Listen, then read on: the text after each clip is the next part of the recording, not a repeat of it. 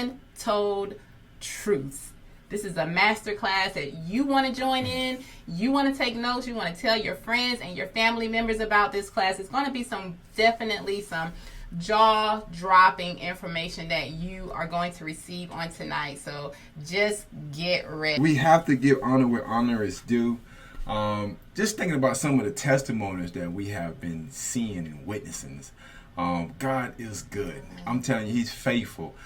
Just to think about this, put a couple of testimonies out there. Earlier today, we talked to someone, and she had just left the doctor's office on yesterday, and she was just so excited about her being able to educate her doctor about this lifestyle, and the doctor asking for recipes, and she only been with us like 3 months, her and her family. And it's like amazing. And actually her whole family, we can just rattle off my testimony how good God is. Her son, he was able to get off of the eczema. He was struggling with eczema ever since he was born. He's 8 years old now. For 8 years, he's been struggling with eczema, buying special soaps, and just the scratching, just all that comes with it. Well, within a month, he was able to get rid of eczema. Amazing. Her husband, high blood pressure. Just amazing testimony how he been able to he been off of his medication, blood pressure been level, probably after the first month, I believe. Another testimonial. When we say we have to give God praise, we have to give Him glory, because it's not nothing New Life Fit is doing. This is all God. We have someone that had liver enzymes issues, and the doctor, they didn't know what was going on with their liver. They was thinking about some kind of autoimmune condition. Kind of find out, went back to the doctor report, normal. It's exciting to hear and to see that New Life Fit family love going to the doctor to get results. One last testimony, we're gonna get going. She had A1C level of 13, right? And then she ended up going on dialysis, went on that whole path, came off of dialysis, less than 5 months working with us, needed a kidney transplant, no more kidney transplant. But guess what? We got a new report from her doctor about 2 weeks ago. Her A1C is at a 4. A 4. 13 to 4, guys. Okay? Like, God is so good, and He is healing His people, and we like to say food can be medicine, okay? You have a choice. It can either be medicine or it can be toxic for your bodies, but God is truly moving, and we're going to leave with a prayer. We keep going on, but I just wanted to just share that, because we have to give God glory. We don't want the glory. It's not New Life Fit. It's not Eugene and Yana. It is Him. Some takeaways that you can expect from tonight. How eating certain foods can affect the brain, the mind, and behavior. The correlation of common diseases with brain and mental health. How certain exercises affect the brain and mental health according to studies.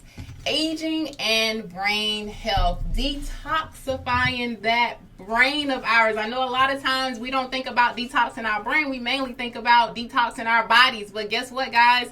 We are going to be talking about detoxifying this brain of ours, okay? Also, protecting your mind. So key when it comes down to brain health, mental health, protecting your mind.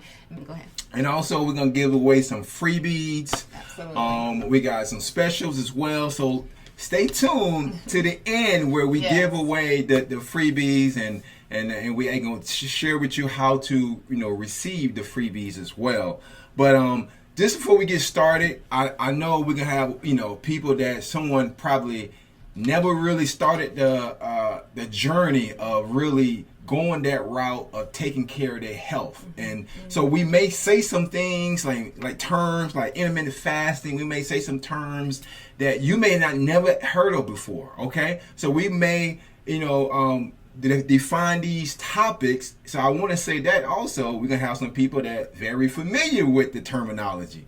So you can be like, oh, here we go again. So I say all that to say we're talking to several audiences.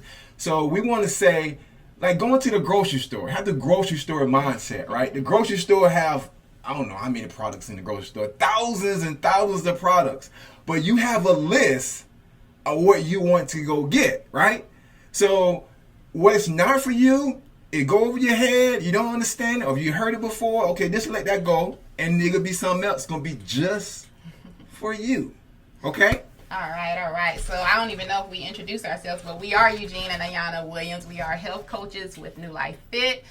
And we have a background in actually nursing when it comes down to health. And then Eugene also has certification as a certified detox specialist as well. So we're going to move right along. Make sure that we put the disclaimer out there as well. We are health coaches and we are here to present information to you, information only, okay? This is not to treat or diagnose anybody, all right? You definitely want to seek your medical professional for that, okay? So we're just here to give you information, and before you even start a new regimen, you want to make sure that you check with your primary care physician, all right? So we're going to go ahead and move right along tonight.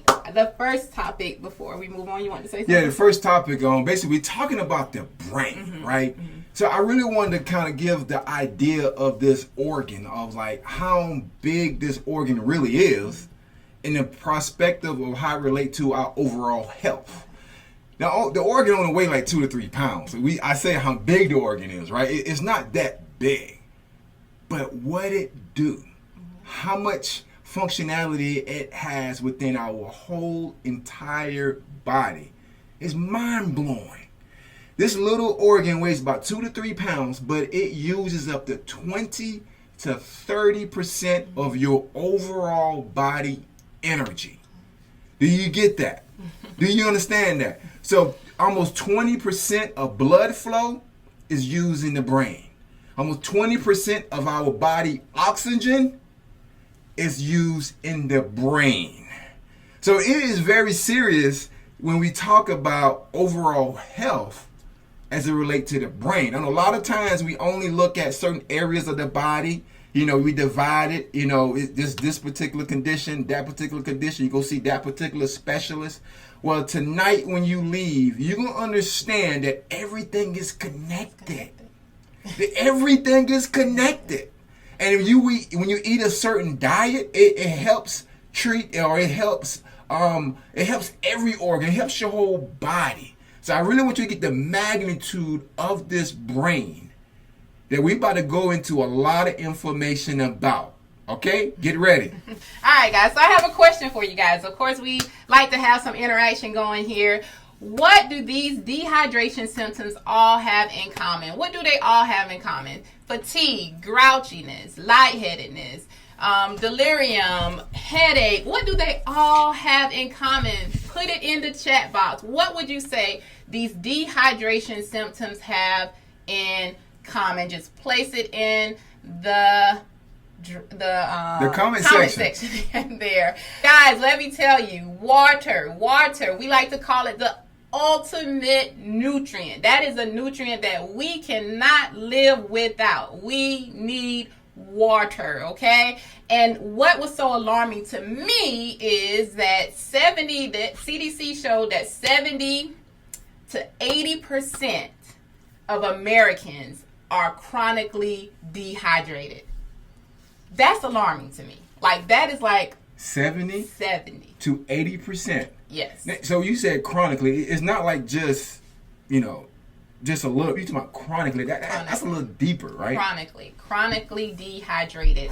And when you're talking about an organ that is basically, the majority of it is water. You're talking about 70 to 80% of your brain is actually made up of water as well. So when you're saying that you're dehydrated, and some of you guys, I'm sure you already placed it down in the comment section, but fatigue, grouchiness, lightheadedness, delirium, headaches, all of that has to do with what? Our brain.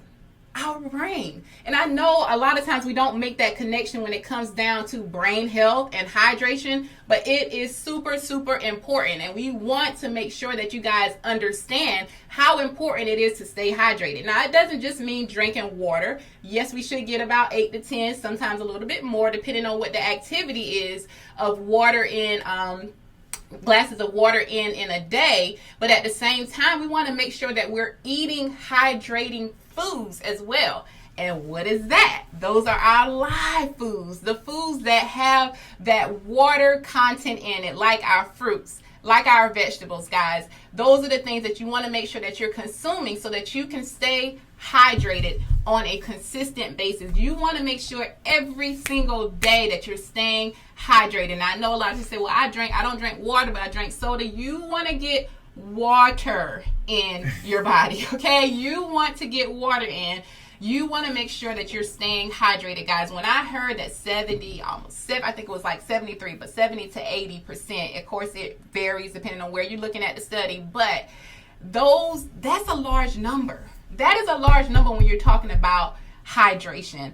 And when you think about those who are dehydrated, what do they have? They have a lot of confusion going on there. Even working in the medical field, when we're dealing with the elderly, a lot of times when we know that they're starting to have some type of cognitive decline, or they're not just acting right, their behavior is not right, the first thing that we check is their urine. Why? Because more than likely they're either dehydrated or they have a urinary tract infection. So what am I saying about that, guys? It's so important that we stay hydrated. And when you go into emergency room, what is the first thing you do when you get submitted to the hospital or the doctor?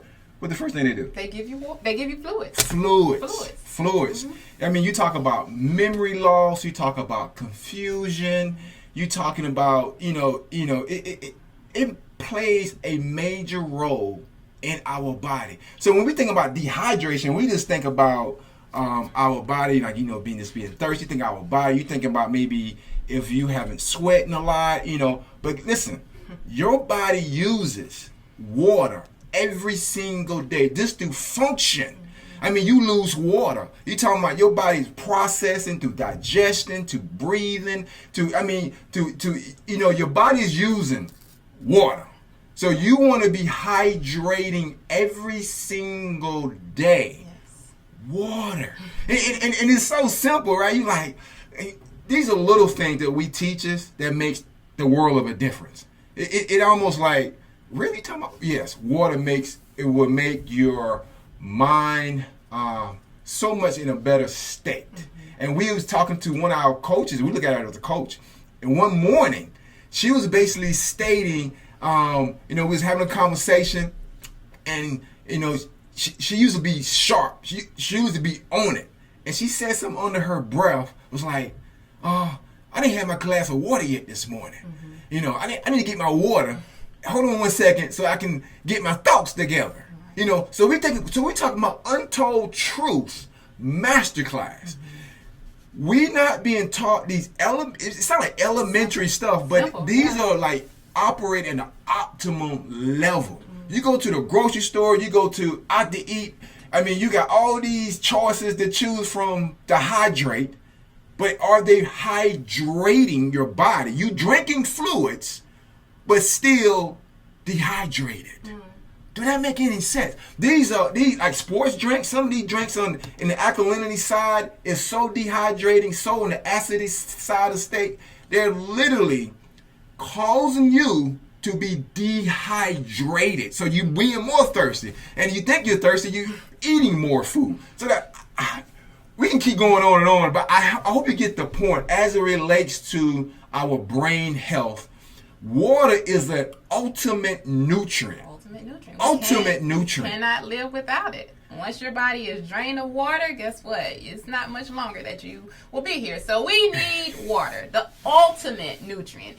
If you don't get any other nutrient, you definitely need to make sure that you are getting your water and you are hydrating. And another tip, because I like kind of digressing a little bit. Just water, right? When we think of anti-inflammatory products, what products come to your mind? Put that in the chat box. You got these big names, right? You got garlic, you got turmeric, all these specialized anti-inflammatory products that people use to help out with inflammation, all this. Put it in the chat box. What do you think be the number one? The number one. You got all of these, especially with the COVID-19, everybody was talking about, your immune system and, fighting these particular, conditions. what would be your number one anti-inflammatory product? Water. Water. Prime example, I like using this analogy. If you see a house on fire, what are you going to grab? Are you going to grab some turmeric? I'm going to get my turmeric. You going to grab some garlic? No, you're going to grab water. And that, just like as it relates to our body, water flushes toxin out our body. Water helps lubricate our joints. I'm going on and on, but y'all get the point.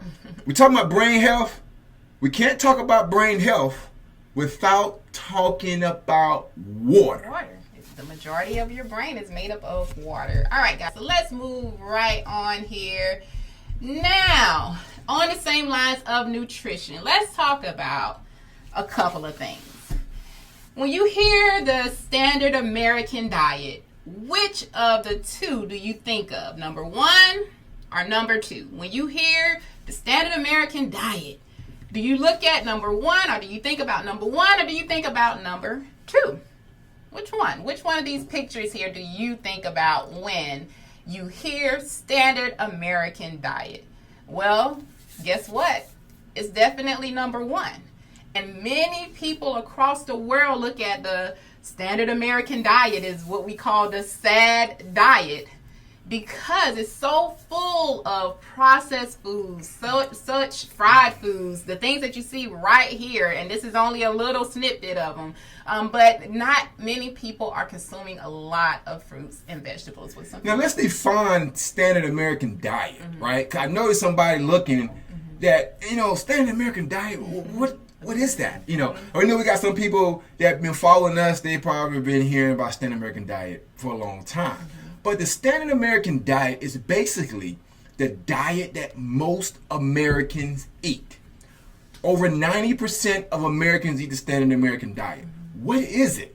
Right? What is it? Well, it's like 45% of daily consumption of calories comes from processed food. What is processed food? Potato chips.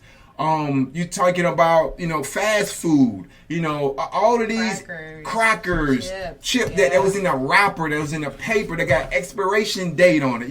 It's processed food. So 45% hot dogs, sausages, that's processed meat. All of that is 45% processed, okay? The other side is 45% meat, okay? 45% meat. There's a difference between processed meat and meat. People think they're consuming meat, but they're consuming processed meat. It's totally different. That's a whole other topic. So that's 90% of, you only got 100%, right? So 90% out of 100 comes from processed food and meat, and only 10% of daily consumption of calories are coming from fruits, veggies, grains, nuts, seeds, the natural whole foods. Only 10%. It's a lot less than that. But this will give some numbers out there. Have anyone ever really thought about that? Because when I first seen that, I was like, that's how I eat? And you think about how you eat. It's almost like you saving money, right? Sometimes you can be saving money, and you really, you dip and dive until you actually look at the balance. You're like, this is what it is. That's how it was with my diet in the past. Like, we wasn't, taking track. We wasn't looking. We wasn't really thinking, and how am I really eating? Yeah, we thought we were doing pretty good. Oh, we did. We thought we were doing a lot good. And a lot of our friends and family members like, okay, Eugene and Ayana eat healthy. But of course you grow, you progress along the way, and we have progressed to a place now where we can look at certain things and be like, and help educate others too, because that's our purpose, is to help others to get their health in check as well. But also to help people just to learn more about food and nutrition, and how food can be medicine, how it can be healing to our bodies, or it can be toxic. All right. So that's the standard American diet. And that particular diet is really moving around the world. Fast food restaurants, these, I ain't gonna say no names, but the Golden Arches, a lot of these restaurants that move around the world, and therefore those particular stats where these populations was having no issues with certain conditions, health conditions, and now they're having issues.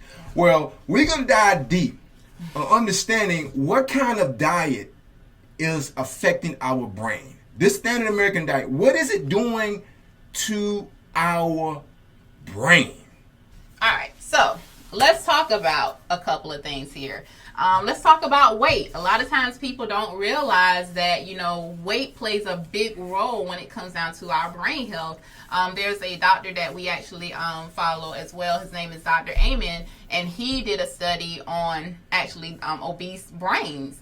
And he saw where those people that were more obese, they had smaller brains, which means that they had more fluid in their brains, which means they had more inflammation going on in their bodies and a lot of other issues as well. But the fact that he brought out the simple thing that obesity plays a big role when it comes down to our brain health. Now, when you look at obesity, right, the stats is alarming. 72% of U.S. is overweight, 40% is obese. And Ayana stated about Dr. Amen. Dr. Amen has some really good research. He's been doing this in this industry over 30 years. But one thing that's very different about him is he do brain scans. He scanned the brain. Most people in his particular industry, they diagnose certain people through symptoms. They're looking at them in the individual and their behavior and stuff like that. Well, he takes a look at the brain. Take a look at the brain, and he has so much data. Over 180,000 scans over 30 years. He have seen when someone gain weight, the more they weight they gain, the smaller their brain increases and shrink. He called it the dinosaur syndrome. Like big body, little brain. But what it starts to do, also, overweight is a big major risk factor for brain health, for cognitive declining. You're looking at, you're overweight, you have more toxins. You're looking at lower hormone levels. You're looking at, the estrogen in your body. It's a lot of different things going on within the body that put your brain at risk. And we're gonna do one of the freebies that we can have in there is actually we're gonna send you all the information, all the risk factors that Dr. Amen says about brain health that you really want to be checking to make sure you're doing, and obesity is one. Absolutely. And then not only does obesity, affect our brain, but when we think about all the other risk factors for, common diseases that we don't think about, common diseases, our health in general, because if you're obese, more than likely you're not putting the right things in our bodies, right? I know I've been there as well, guys. So we're not talking from a standpoint of we have arrived at all. Let me tell you, we have been through this journey as well, okay? But behavior is also one of the other things when it comes down to nutrition that affects our, when you're talking about the standard American diet, behavior is one of the things that is really, really affected. Most people, when you're talking about eating the standard American diet, they're eating or consuming a lot of omega-6s and not enough omega-3s, which is important for brain health, okay? And that actually correlates, and there's a study, I think Eugenia's going to talk a little bit more about that study that was done, and it showed how the higher crime rate was in areas where there were like food deserts. There weren't enough fresh foods available, so they were eating a lot of the fast foods, a lot of the processed foods, and how behavior and crime went through the roof. But let me tell you, there is hope, because there was also a study that was shown that how, those who were in certain populations, when it comes down to the prison and the jail, where they actually started a program where they started feeding them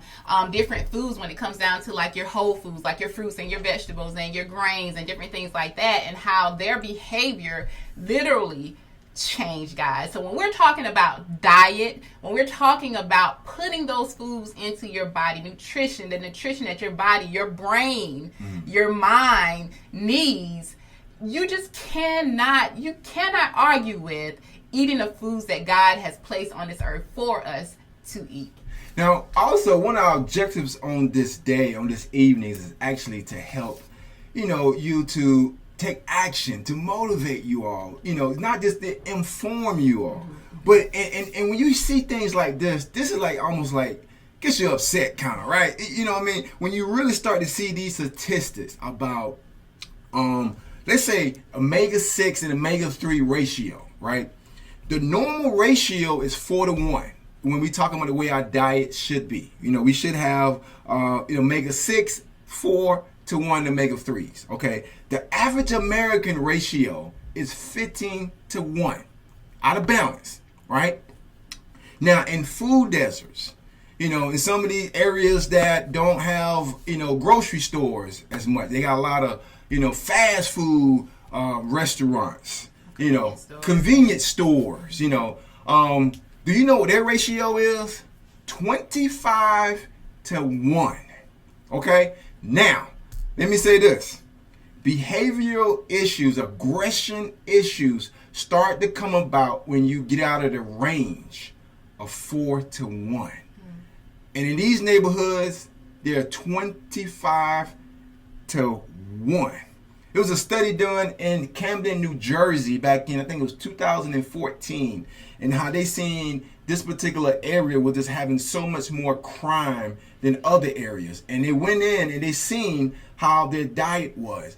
Diet plays a big role. Dr. Furman basically says studies show disease has a closer link to crime than economics. I want you to think about that. And this right here, the homicide rate, there's some things I want you to think about, right? The homicide rate in the U.S. tripled from 1961 to 2000. Guess what else tripled? The omega-6 oil consumption tripled. Omega-6s, what is the omega-6s, right?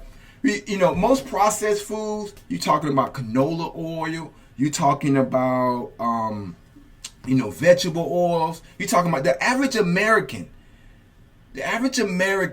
consumes 300 to 400 calories just from these oils on a daily basis. This is alarming. And all of these oils is hydrogenated oils. If you look at hydrogenated oil, it would basically put that it is up there with carcinogenic. Like, it is alarming what it can do for our health. So I can go on and on, but you all can see, even some studies were done with some inmates that was in jail, how they changed their diet and gave them some supplements, how their aggression went down. And when they went out in the public, their retention of going back was lower. I mean, these kind of statistics is out there. But they're untold. Again, the untold truths. The untold truths. And we look at these kind of foods. I like, we talking about processed foods, and there's so many people, that's all they're pretty much consuming. They haven't been told what is it doing to our brain. Okay? Let me say this. A deficient in omega-3 versus omega-6, it lowers your intelligence. It causes poor scoring performance. It causes aggression behavior. It causes anxiety. It causes depression. It is linked to brain shrinkage, memory loss, other cognitive issues. We're not talking about a slightly difference in ratio. We're talking about 25-to-1. But there is hope. There is hope. There is hope. And when I was stating about the National Institute of Health, they couldn't believe that stat. That when they came out and the homicide rate tripled. So the National Institute of Health, I like statistics, right? I'm like the science guy, you know what I mean? I like, show me some proof, show me some data, So the National Institute of Health, they couldn't believe the homicide triple along with the omega-6 consumption. So guess what they did? They ran a test with over 12 different countries. Countries that, you're talking about soy, corn, canola, vegetable oil, the favorites that's in processed food. Guess what they came back? It still was a correlation where the omega-6 consumption ratio was way out of balance in the homicide. Also, mental illness. And we're going to move on for this right here. A mental illness. I want to share this testimony because Dr. Amen, he watches the brain. It's so different in the psychiatric industry where he see brain scans. This is a testimony of his nephew. And in the freebies, we're going to send you the data from these doctors and some of these people who we referencing. But we're going to be referencing plenty of doctors. We love research. We, just love reading and watching some of their work that they're doing. Some magnificent works. Absolutely. But the untold to the mainstream. So we want to get it out, right? So this testimony of his nephew, he was 9 years old at the time. He got a phone call from his sister stated that his nephew had just attacked this little girl. And he's like, his sister, which was the mom, basically like, my son is out of character. This is not him. And she just went down the road of explaining to her brother, which is Dr. Amen, how his behavior has been over the past months, almost 6 to 9 months. Come to find out, he been, drawing some pictures of him hanging himself. There's a lot of dark stuff going on. He don't stop smiling. He was just like tense and anger. So Dr. Amen, his research, his mindset is, we need to do a brain scan. Instead we stop thinking about bipolar or some of these other conditions, let's look at the brain. When he looked at the brain, what he saw was a cyst the size of a golf ball. Okay, so now when he went and made phone calls, talked to other surgeons, like we need to get the cyst removed, need to get the cyst drained. It took him maybe the 4th doctor because they were saying the protocol, we can't drain it yet. If we don't see major symptoms, you need to see this and see that. Well, make a long story short, once they drained this cyst, his sister, which was the little boy mom, called him in tears. Right after the surgery was done, she stated, I haven't seen my son smile in a long time. So we just want to come in and give some people some different perspectives, help give people hope, because a lot of times certain conditions, people just call people, that person crazy or that person, missing a certain links. But what we coming in a different angle when we talking about mental illness is, like Dr. Amen said, I like it. Why not look at the brain before we look at the mental issues? What he says, and a lot of other doctors in that particular industry within the holistic community, is a healthy brain means a healthy mind. We're going to go in a little bit more deeper, but that is just some of the things that was alarming to me when we start looking at some of the stats. But there is hope. There is hope. Hang in there. Absolutely. Strap in. I don't want to talk a lot about doom and gloom, but we want to talk about real issues, what's going on, and what can we do. All right. So what are some things we can do as application, okay, to apply to our lives? There are 6 foods that you can definitely consume, which are blueberries, blackberries. The darker the berries, the better. But research has shown that blueberries actually helps to increase your cognitive abilities. But also fatty fish, guys. That's one of the really I would say important things that we want to make sure that we're getting into our diets. And if you are a vegan or a vegetarian and you don't eat fish, nuts and seeds are another thing that you can definitely consume. Like your flax seeds and your chia seeds are great when it comes down to your omega-3s, okay? And that's what the fatty fish has in it. That's very important for our brain health, okay? Making sure you get those nuts and seeds. And you can add nuts and seeds to pretty much anything. If you're making a lasagna or a baked dish that is you can put it in there. You can put it in your ice cream, whatever you're making. And I say ice cream, guys, I'm talking about like the healthier choice of ice cream, right? Avocado. We still eat ice cream, y'all. I mean, we still eat good, right? We just don't eat the kind of ice cream that have a lot of other additives and a lot of other stuff in it. Right. I just want to throw it in there. Yeah. So anyway, you can add it to different things. You can add your nuts and your seeds to your salads, whatever. But making sure that you consume them on a regular basis, okay? Avocado, making sure you get your good fats in, okay? And avocados is full of fats. And we have some actual smoothie recipes that's going to be in the freebie as well. We're going to put the link in the actual chat box so you guys can actually go and sign up and make sure you get your freebies, okay? You don't want to miss this. So you'll get a couple of recipes when it comes down to smoothies that you can make. And smoothies are so easy to make and combine a lot of different sources when it comes down to foods that you can eat to actually enhance your health. It's so easy. Like 2 to 5 minutes, you got a whole meal replacement there, you know. So basically, you want to make sure that you sign up for that freebie, all right? Your avocados and your good healthy fats like your olive oil, your avocado oils, but you want to stay light on the oils. Your walnuts are great for brain health as well. Healthy proteins, guys. Healthy proteins. A lot of people, think that they have to go out and get this animal products in order to get their proteins in, but you can actually get protein in through your greens, guys, your vegetables as well, okay? So don't forget that, all right? All right, so those are some things that you can start applying. You want to say something? Yeah, one last thing, because a lot of time when people look at bettering their health, they look at, what's the best foods to eat? What's the best food to consume? They look at superfoods. They look at, these kind of foods that's just really overrated. The very first thing, the key to health, is to eliminate the bad, unhealthy foods. Right. I mean, we've seen it, right? You're like, I want to take some of that. You say that's healthy. I mean, people put that stuff on the mainstream and they call it a superfood. They call it do this and that, and they run out and go get it. But they still consuming on the back end the stuff that damaging the food, damaging your body. The number one thing to do, way to start is eliminate the unhealthy food. Okay, you will start to eat. These foods will be good. It's good. It will help out with brain function. It's been studied.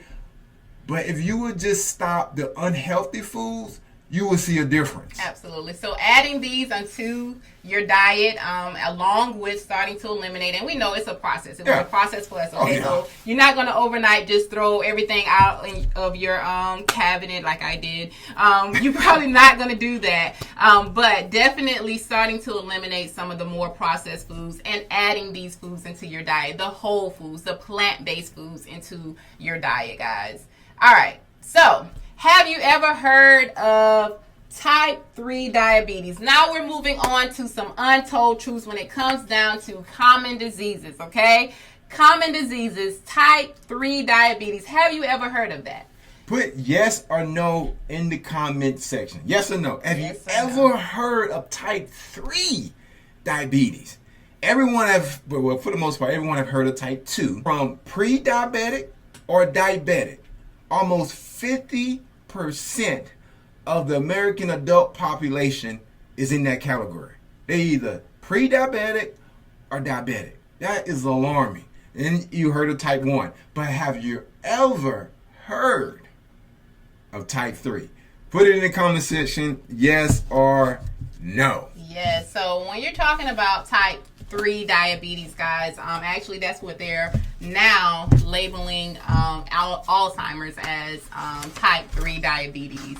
And type 3 diabetes and Alzheimer's basically is related to how, and they're showing the correlation now, or they're seeing the correlation now, how insulin resistant, or your body and your brain not being able to actually process or utilize the insulin like it should, can actually lead to cognitive decline when it comes down to Alzheimer's, dementia, and different things like that. So now we have a type 3 diabetes, and that is Alzheimer's, guys. So we want to make sure, what we're talking about on tonight. There are going to be some of you guys that already have some of these conditions that we're going to mention. It's not too late, okay?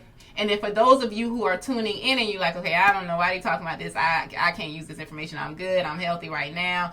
Well, preventative, okay? We're not taught that. We're not taught to prevent things. We're taught to treat things when things start to happen, all right? So we are more so on the side of, when I get this, then I'll be concerned about that. No, that is not the route that we want to go. We want to make sure that we are being preventative when it comes down to our health, guys, our health. We like to say health is wealth. And you want to make sure that you're doing and taking the proper steps in order to, help live a good quality of life, okay? And of course, our health is a part of that, but also, that includes a lot of different things. We don't only just deal with one aspect of the health, but we deal with the holistic health, and that's your spiritual health, your mental health, and also your physical health. That all plays a big role in it. But let's move on here to common diseases. Common diseases, diabetes. We just stated over close to 50% of the population. Now, check this out. Kayana just stated, we want to think long term. I challenge you to think long term, right? How do you want to live 20 years from now, 30 years from now, 40 years from now? How do you want to live? Okay? One of our themes that we always post or say, eat to live. How you eat today will determine how you live tomorrow. Health is a choice, so choose wisely. So that could be movement, that could be stiffness. That's like, what do you eat today? It affects how you move tomorrow. Maybe not be tomorrow in 24 hours, but next month, next year. We talking about the whole life, right? So I want to say the diabetics effect on our brain aren't right away. It's not obvious right away. But let's quote Dr. Joseph Masdu of Houston Methodist Neurology Institute. With diabetes, you have an increased risk of damaged blood vessels over this time, including damage to the small blood vessels in your brain. Listen to me. Diabetes affects every organ in your body. Why? Because it affecting our blood vessels throughout our body. I want us to see the bigger picture, right? These are conditions we want to get under control now and not let it escalate to some of these bigger conditions 20 years from now, 30 years from now, right? Diabetes, you can just take your insulin and you can just move, you can go, you can keep it moving, right? I've seen this. You all have probably seen this as well. I've seen this with some levels, my mom. But we want to think long term. What happens is that it damages how the nerves communicates in the brain. It's called vascular cognitive impairment, vascular dementia. So we're talking about, some people look at it as a little diabetes. We would talk to several people that came to us with a consultation, and we talk about certain conditions. Oh, I got a little diabetes. I take my insulin. I'm okay. No problem. We want to challenge you today. How do you want to live 20, 30 years from now? Let's take control over this issue, because these are common diseases. We're talking about brain health. We're talking about brain health. We're not just talking about, blood sugar, but how it relates to our brain. It's so much bigger than you think. Absolutely. And then seeing our family members, as Eugene mentioned, go through this process. I know for me, it was my grandmother, watching my grandmother go through and deal with diabetes, and then from there on leading to dementia, and then, Alzheimer's, and how it affected our family.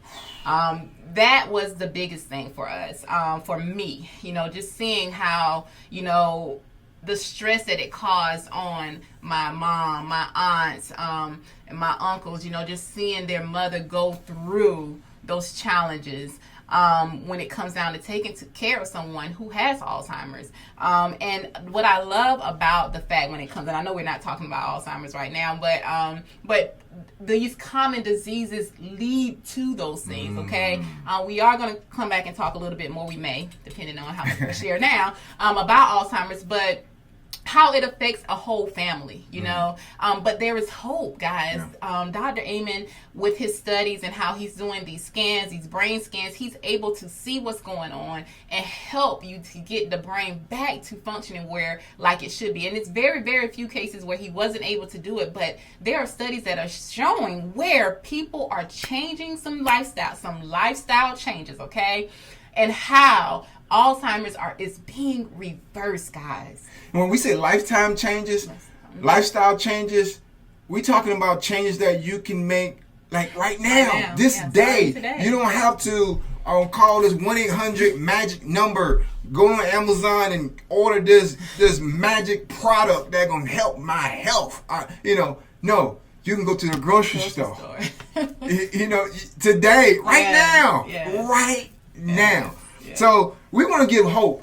But the longer you have diabetes, the more of a chance there is of developing dementia.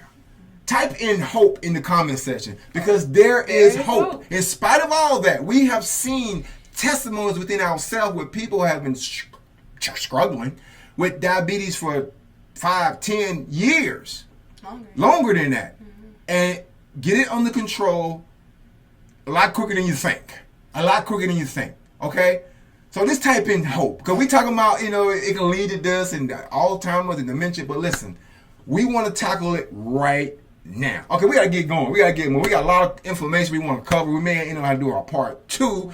But let's keep it going. All right. So then also looking at inflammation when it comes down to, disease processes still again, okay? When you're talking about, when people have arthritis, or different autoimmune diseases that's related to inflammation in our bodies, guys. Again, all of this leads to not just inflammation in our bodies, but it also comes to our brain as well. So we want to make sure that we get inflammation under control. Listen, when it comes down to the mind, inflammation is not good. When it comes down to the brain, we mostly talk about brain, because if we can put our brain in a better state, we can make sure that we can handle a lot of other issues that come about. We don't want to talk a lot about the symptoms. We want to talk about the root of it. Okay? Now, inflammation is linked to depression. How is that? We talk about depression. How is inflammation linked to depression? Dr. David Perlmutter, author of Brain, basically states, how pretty much how this what do you call the hormone? They call the happy hormone, the serotonin, right? So these drugs that they make for depression, antidepressants, is basically to help raise the happy hormone called serotonin, right? Well, inflammation in the body blocks this particular hormone from being raised. So we have seen this in general. I gotta move a little fast. I got so much information to cover, but we have seen this in general. If you can change your diet, you can help get rid of inflammation. We had Dr. Jennifer Mezer at one of our conferences a little while ago. She stated one of the biggest contributors to inflammation is refined sugar. A lot of this inflammation is caused by what we putting on that fork. Okay? And we have seen where people have been on antidepressant medications, and in a matter of no time, a lot sooner than you may think, they didn't need it. They came off of it. Why? Because the inflammation starts to leave. Therefore, the serotonin is like, being happier. I'm okay now. Mm-hmm. But let's just move right along. But yeah, depression is linked to inflammation. A lot of times, when you got a lot of stuff going on within the body, inflammation rises. Okay, a lot of other health condition rises, and it's affecting depression. Actually, depression is also one of the risk factors of Alzheimer's. Okay, but we're going to label all of them in the freebie. You will get a whole list from Dr. Amen. You will get his website, his information in the freebie. So let's move right along, because we can talk a little bit longer about inflammation, but I want to talk about another common cause, which is high blood pressure. This is a major one. This hit home with me. American Heart Awareness Society website stated in 2017, close to 18 million people died from heart disease. That's 1 year. Let me say that again. When I seen this stat, I was like, 1 year? I mean, 1 year, right? 2017, almost 18 million people died from heart disease. And they are expecting the number to climb, okay, by 2030. Okay, so when we talk about heart issues, most people think about blood flow, right? We're talking about blood flow. So let's talk about how is blood flow relates to the brain.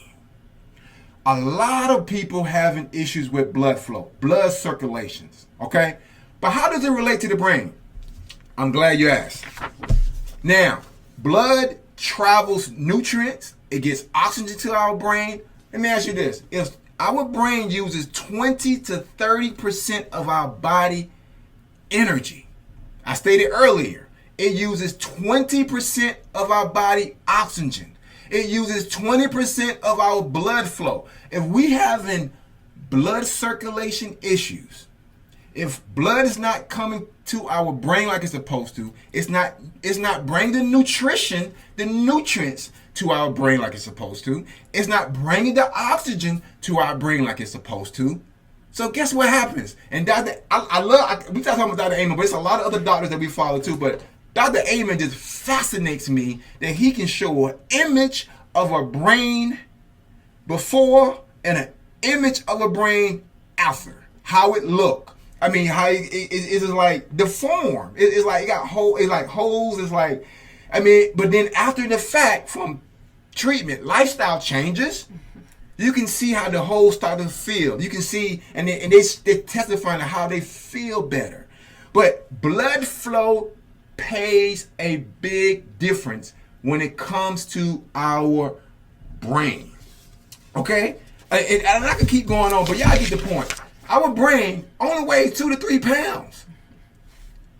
But it contributes to 20 to 30% of our body usage. So when people think of blood flow, they only think about the heart. They only think about the blood. But we need to be thinking about our brain as well. What's good for the heart is good for the brain. What's good for the brain is good for our pancreas. It's good for our skin. It's the same diet. And we're going to go over that diet. It's the same food. You don't have certain foods have certain nutrition higher in certain levels that have been studied can help certain conditions for the deficiencies, right? But we're talking about brain health. And let me get my notes here. I want to go a little deeper. The blood flow is so major, so big when it comes to our health. You cannot look at this in one area. When you got blood circulation problems, you got blood circulation problems throughout your whole body. When you got arteries being clogged, it's one body. We want to get you all to understand. Everything is connected. This is one stack. I'm going to move along from blood flow. Ayana, hit me from the time to move on. This is one stat is alarming as well when it comes to blood flow. 40% of males in America struggles with erectile dysfunction. Okay? 70% of males in America struggle with erectile dysfunction. And we have seen testimonies within a New Life Fit family. They was like, I wasn't looking forward to, I was looking forward to the benefits of the relations, sex in our marriage, but I praise God. I'm telling you, listen, blood flow to the brain is major. Okay? We want you all to think long term. And we have had people come to us with certain health conditions. I'm just taking a little bit of blood pressure medication. I just got a little bit of issues. My dad had this, my mom had this. I'm not worried about that. I just need to lose 20 pounds. Listen, think 20 years from now, 30 years from now. Because if you don't get it under control now, what it going to be later as it affects to your brain. And if nutrients is not being, it's not feeding the cells, blood help feed the cell. If blood is not feeding the cell, what can these cells do? They can die out. And in these images, when the cells start dying out in certain parts of the brain, you look at the image, what you can see is it's been damaged in that area. It's called brain damage. Let's just keep going right on. I can go in a lot more detail. I hope I ain't losing nobody. But listen, blood flow. is important as it relates to our brain. Okay, let's move on to another topic. All right, so again, guys, thinking prevention, okay? This application is thinking prevention, lifestyle changes. Is, a lot of times people say, okay, it runs in my family. Yes, but it doesn't have to. You may have the gene, but you can actually determine how that gene is expressed, okay? And most of the time when it runs in someone's family, they may have the gene, but you can actually stop the way that gene reacts. You can actually stop that. How? By making different changes in your lifestyle. Yes. So that particular disease, whatever it might be that did run in your family, it doesn't have to in yours. And that's called epigenetics, guys. And we will have to do a whole nother talk on that, because that is a talk that we are very, very passionate about. Just because it runs in your family doesn't mean that you have to actually have it expressed in your life. All right. So making sure that those lifestyle changes are in place, and then managing stress is so important, guys. So important when it comes down to your mental health, depression. It is so important in the way that we cope with stress. All right. So let's move on here, talking about aging, dementia, Alzheimer's, retirement. All of that has to do with what? Aging, right? So when it comes down to dementia and Alzheimer's, I know a lot of times people kind of pair those two together, but dementia does lead to Alzheimer's. But with that being said, guys, when you think of aging, that's what most people are thinking about now. It's Alzheimer's. When they think of Alzheimer's, that's what they think about, the aging, those that are old. But actually, we need to be thinking about this early on, because there are things that, again, prevention, there are things that we can be doing right now, to prevent these things from actually coming about. And actually looking at the brain, it's back up. Okay, age, we're talking about the number, right? We can talk about a 40-year-old brain. You can take a scan, and you can see that this brain looks like an 80-year-old due to the lifestyle choices they have done, or due to the conditions they may have. It can be compared to an average 80-year-old brain. Or you can have an 80-year-old and their brain look like a 40-year-old, depending on what country they stay in and all that stuff like that. America. Okay. But it has been shown people are expecting Alzheimer's for the most part. If you're running my family, and it has been shown from certain people didn't even want to even go get tested. They even have the gene, because they always felt like there was no hope when it comes down to Alzheimer's.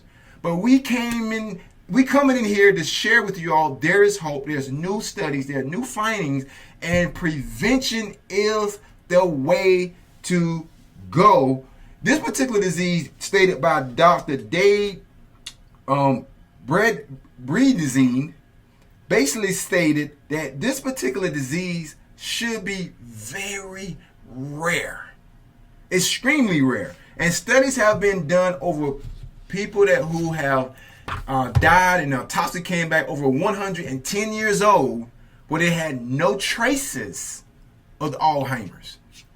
Let me say that again, because people think just because you're getting older in age that it's a possibility, or I'm going to get Alzheimer's because of age. That's not really true. But they are stating within the next 30 years, here in America, the Alzheimer's rate is going to triple to 15 million people. Right now it's about 3 to 4 million. They saying they're going to triple. But studies are coming out, and in a holistic community, they are pushing it that we need to spread this news, spread this message of hope, that you can take preventive actions today to take care of your brain, because it don't have to be. It don't have to be. Anything else? So when you're talking about retirement too, because that plays a big role in our brain health as well.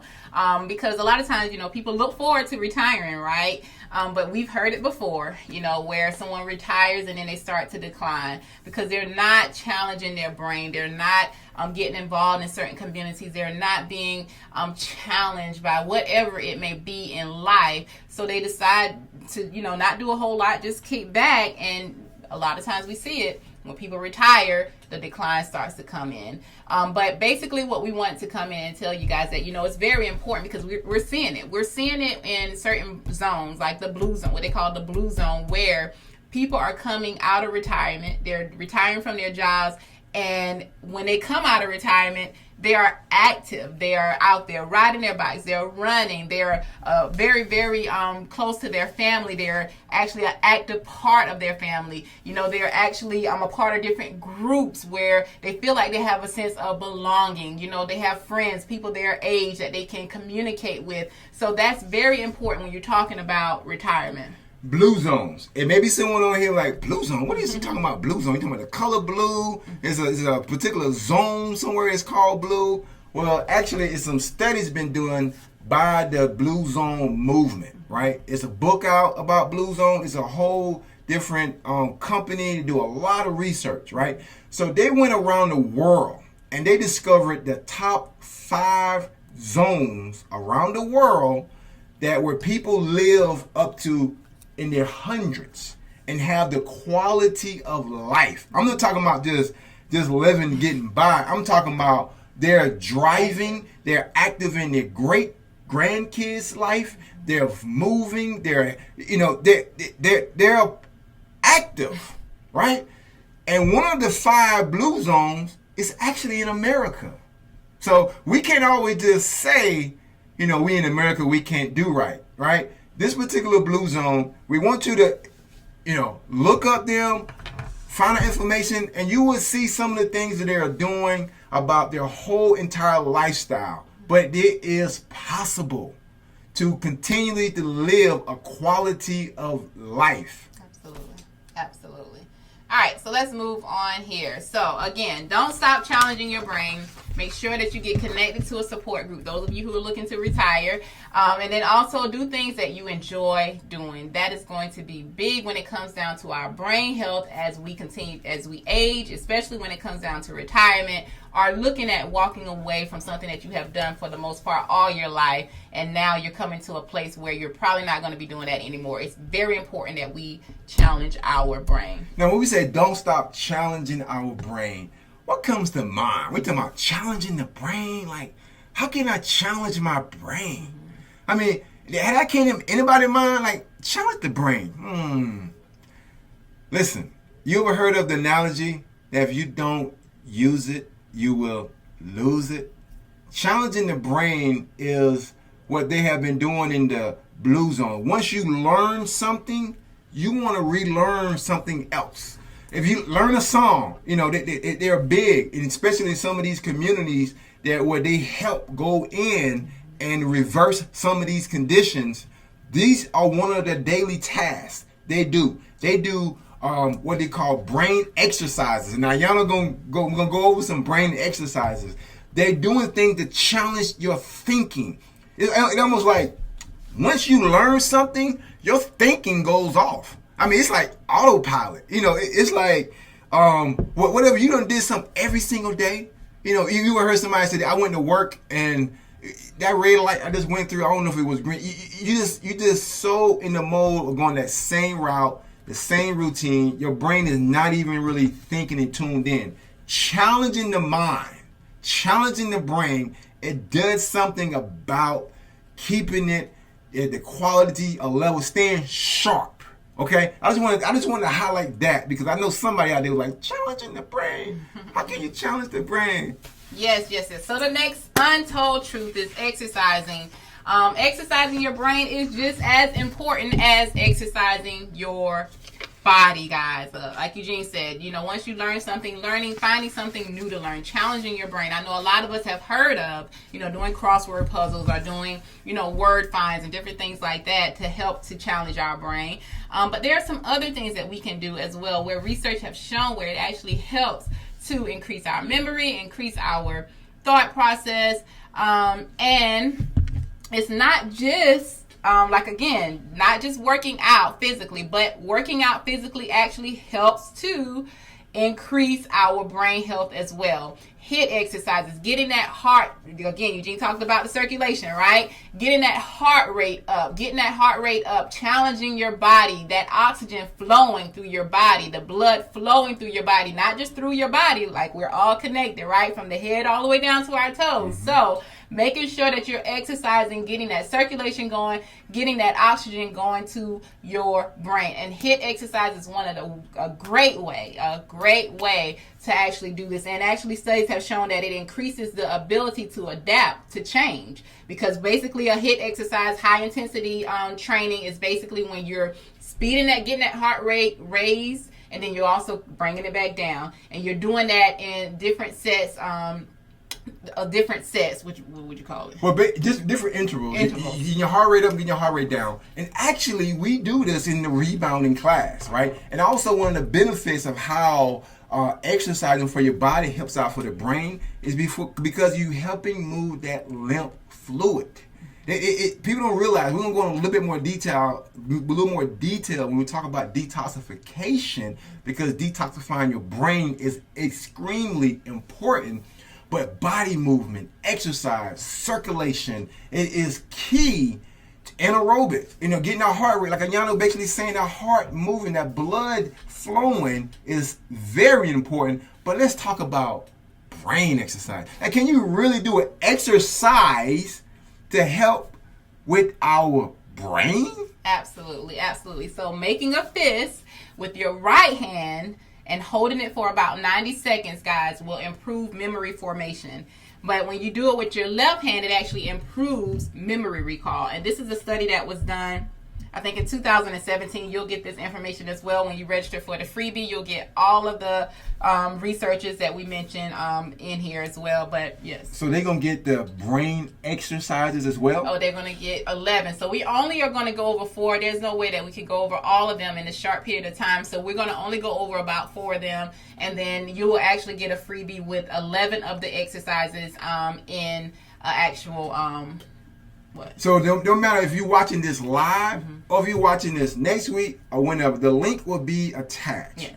So if you watch this video, register. I'm going to retype the link again, but register for the freebie. You can get all this data, that you can look over the brain exercises. Let's go over this. This is very interesting to me. Yeah, so that's just one. And again, we're talking about untold truths, right? Who has heard of this before? I know I did not until I actually did the research and found this information out, right? Laughing actually helps to lower your cortisol levels, and cortisol plays a big role when it comes down to the hippocampus. And the hippocampus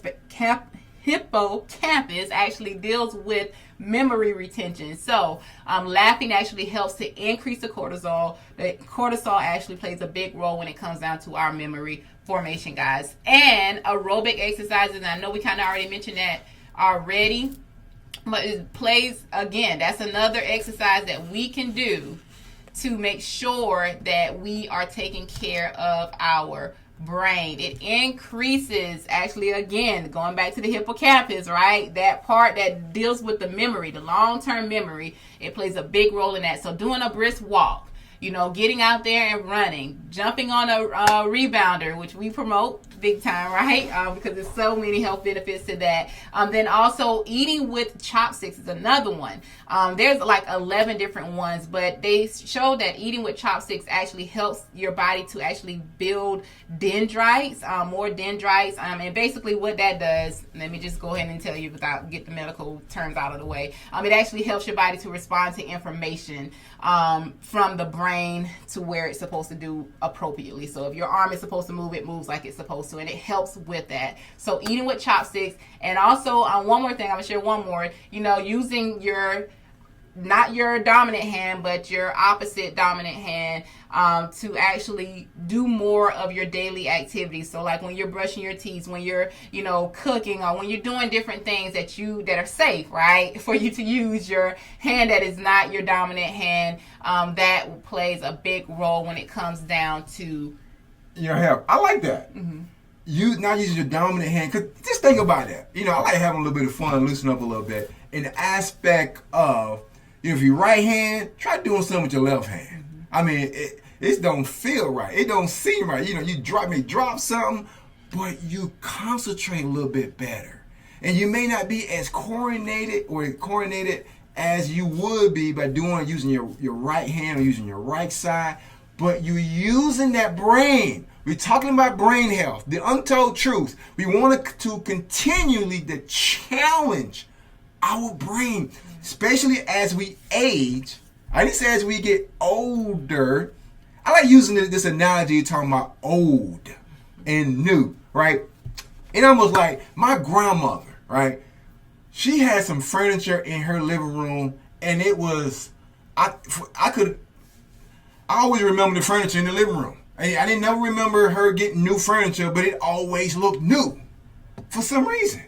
You didn't go in the living room. You did not go in grandma's living room. Guess what?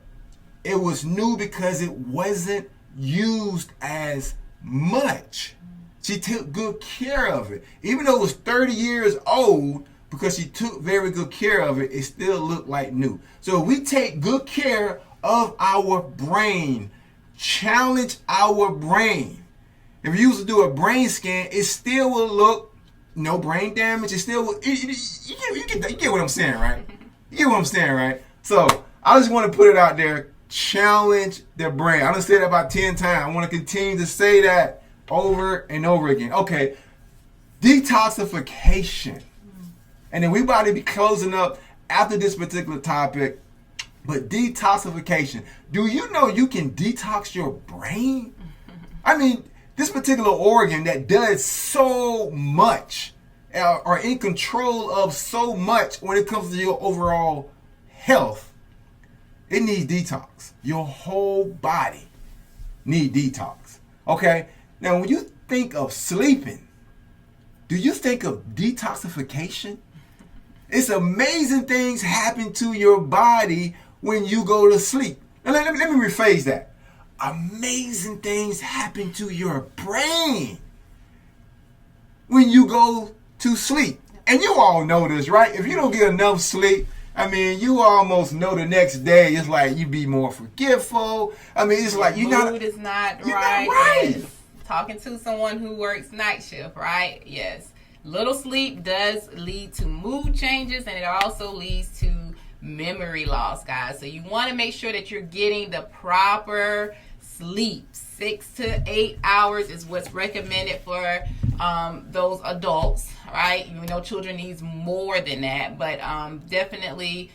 You want to say something? Yeah, 6 to 8, and of course, if you got some other issues, we even recommend 8 to 9. So really, we want to be leaning toward at that much, the 8 or even 9. But sleeping, what happens in your sleep? It almost like literally, we heard of the word autophagy when it comes to intermittent fasting. Or if someone on here never heard of the word autophagy. Autophagy, Young, do you want to kind of explain a little bit about autophagy? I mean, if you want to put something in the comment section, you want to put something in your notes, put autophagy. Learn this word right here. This is an amazing, miraculous state that your body can get in. The way God created our body, it is fascinating. Yes. So basically, autophagy is basically when you get rid of the old cells as your body is producing the new cells versus keeping the bodies in. So autophagy, when you think of autophagy, basically is eating up the cells, the bad cells. It's eating itself up. So you are creating new cells on a daily basis when you sleep. Intermittent fasting is one of the ways to actually speed that process up even the more. And intermittent fasting is basically putting yourself on an eating schedule where you're eating for a certain period of time and then you're not eating for a certain period of time. And that's something that needs to be definitely done on a continual basis. Yeah, and within the sleep as well, you're actually helping produce what they call these brain-derived neurotrophic factors, the BDNF, which is very important as it comes to the functionality of your brain. Okay, that's when you sleeping, and also if you get enough sleep, and also intermittent fasting, it helps increase these brain-derived neurotrophic factors. So therefore, like some of these programs where they helping people increase their cognitive, health, or instead of they have decreased it, they're trying to pick it up. These are some of the things they do. They sleep a little more than the average sleep, 9 hours. Make sure you get your rest. Intermittent fasting is another one, okay? And also what intermittent fasting do, it also helps switches to another state, a fat burning state, which is called like ketones. And ketones for their brain is another type of energy that is good to switch to from time to time that helps energize your brain. And people are familiar with the keto diet, but that's basically what that is in the keto. We're not even on here to promote keto diet because that's not something that we really believe in the aspect of the products they recommend. But getting your body into ketosis through intermittent fasting is great. Yes, great for detoxifying your body. Like Eugene said, autophagy, just getting rid of those, detoxifying, getting rid of those old bad cells, and as your body is making the new cells, is getting rid of the old cells. But lymphatic system detox, I know Eugene is excited to talk about this part right here. So talking about detoxification, guys, and when it comes down to your brain, one of the biggest, and I think within a matter of days, we always get this particular testimony from our clients who have done the lymphatic system detox, is that I feel so clear mentally. Like the brain fog that I used to have, I don't have it anymore. Why is that, Eugene? Why is that? I mean, the lymphatic system, I don't know, someone on here probably never really heard of the lymphatic system, okay? Well, it's a very powerful system that we like to talk about when it comes down to regeneration. We're talking about health. Well, you probably heard of the immune system. You probably heard of the digestive system. You probably heard of the circulatory system. Well, there are several systems in the body. The lymphatic system is what we call the sewage system, okay?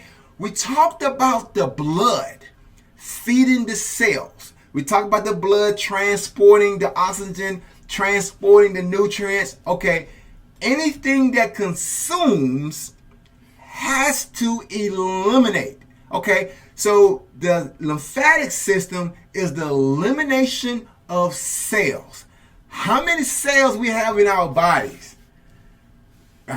Some statistics show 100 trillion cells.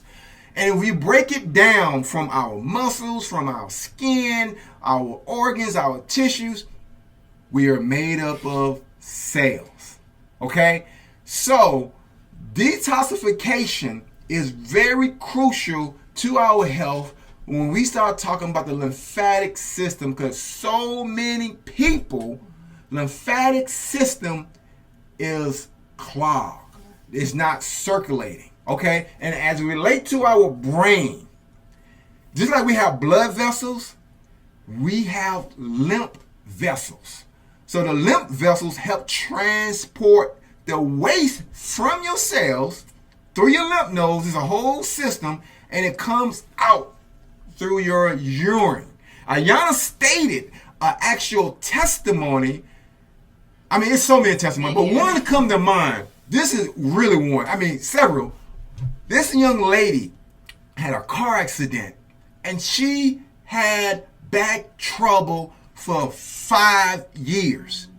A car accident, a tragic situation that left her in pain for every single day. She went through chiropractors, doctors, getting out of alignment. I mean, just going through the whole thing of heating pads, and I mean, pain every single day.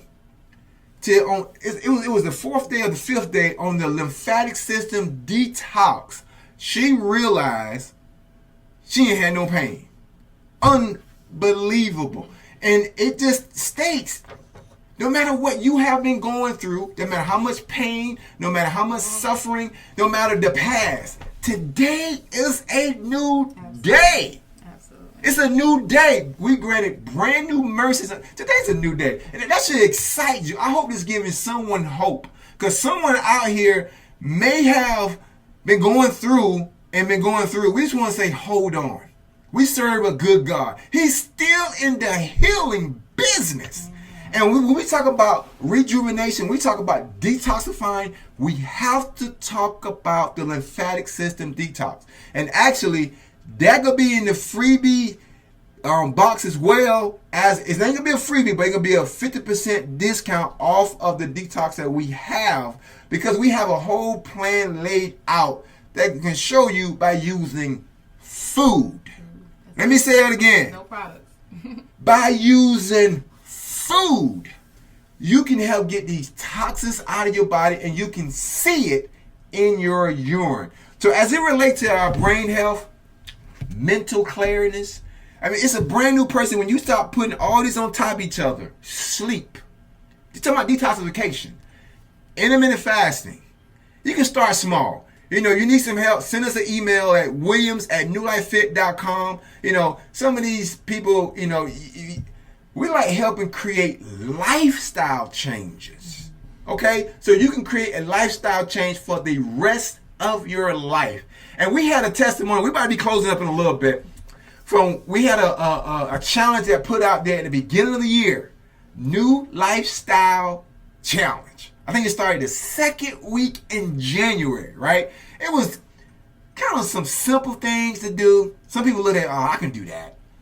But they started people on the right path. And I want to highlight this one particular family that started the challenge, right? They said, oh, it wasn't too hard. I can do that. They did it. These little habits over time.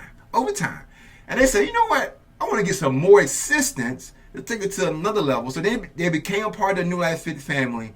And now they look back. I mean, this started off a little bit at a time. Didn't know nothing about intermittent fasting, know nothing about these terminology. But if you talk to them now, they're going to the doctor office. Talking to their doctors. They giving tips to the doctor. And that all goes to God, the glory. Because we are big about educating, empowering. It's not just understanding what to do.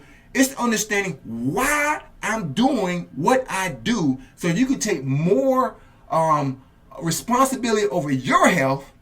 But not only your health, we at New Life Fit always talking about making a difference in the community, making a difference in your family, your spouse, your neighborhood. Glory, hallelujah. Mm-hmm. So speaking of detoxification, that's one of the last things we're going to touch on, and we're going to come to a summary in a few minutes. But we wanted you to understand that you can detox our brain. It needs detoxing. Every cell in your body needs detoxing, but it has to be coming out. Come on, anything that you want to say about the word detox before we start to come to a close? I think that's it. Let's move right on here. That's good stuff. So now we come to the final portion of brain health, and that is protection, guys. Protection. Protecting our mind. That is the biggest thing, okay? Being careful who you let deposit things into your mind. That one particular I remember one particular testimony that we had from a client who actually we recommended, certain things as far as making sure that you protect your mind, making sure you're being careful of who you're letting deposit certain things into your mind, that those negative thoughts, right? Those negative words into your mind. Making sure you be careful of that. That helps us to protect our mind. So I don't care how true it may look or how true it may seem. If it's not positive, if it's not going to affect you in a positive way, you don't have to receive that, okay? All you have to receive is the truth from the Word of God. That is all that you have to receive, okay? And when you think about it in that standpoint, guys, we have to, just like the Word of God tells us, is to protect our minds, right? What are you thinking on? Are you thinking on those things that are true? Are you thinking on those things that are lovely? Are you thinking of those things that are of good report? When you want to talk about a positive mindset, it comes straight from the Bible. How many times have we said this? The positive mindset comes straight from the Bible. If you look at Philippians 4, you will see it right there. It tells you exactly how you need to be thinking. I don't care what it is that's going on, but it tells us to take your cares, whatever it is you have going on, take it to God. Make a request, make your request known unto Him. Okay? And then, what are you thinking on? You're going to think on those things that are praiseworthy. Since you already gave that to Him, you can have that peace and think on those things that are good, those things that are good report, that positive mindset. You want to make sure you are protecting your brain. I mean, we at war. We want you to really understand that. What are we at war at? Who we at war against? We're in a battle for our mind. Okay? I mean, literally. This is good stuff right here. I'm going to quote some of these psychiatrists. Dr. Peter Brigham. Okay? He stated on April the 26th, 2013, I believe that psychiatric epitomize what's evil. Strong, right? Strong. Okay, another one. You have no idea how cruel the psychiatric is. This is really a battle between good and evil. We're talking about our mind. We're talking about our brain. Okay? This is something we want to take serious. We are at war for our brain. If you can control somebody, control their brain, control their mind, drug them up. I mean, it's amazing. Dr. Peter Ghazi basically said, psychiatric drugs are responsible for the deaths of more than 500,000 people the age of 65 and older in the Western world. He stated that May 12, 2015. Dr. Peter Ghazi, I think he's from Sweden somewhere. Big, well-known doctor. Listen to me. We're in a battle of our minds. Okay? But there is hope. There's hope, yes. There's hope. So we wanted to come in to give you another perspective. When we see all these mental diseases, mental illnesses, we got pages of stuff we could have went more in depth, more information on. But you all have the point here. Y'all understand that we have more control over our health than we think we do. Let's start by what we put in our mouth, and let's start by guarding our mind, feeding our mind, and knowing that we are at war. Who we at war against? We do not wrestle against flesh and blood, but against rulers, against authorities, against powers of the dark world, and against spiritual forces of the evil in heavenly realms. You want to control somebody, control their mind. We seen this. And we seen this personally. When someone lost their mind, they literally was a whole nother person. Okay? Yep. So let's take preventive actions today. These health conditions, people just throwing up under the rug, running the family, these things, let's take measures today. Let's take control over it today. Act now. Now. Okay? Today is a new day. We are a new creation. I just believe that we have hope. If you got breath in your body, there is hope.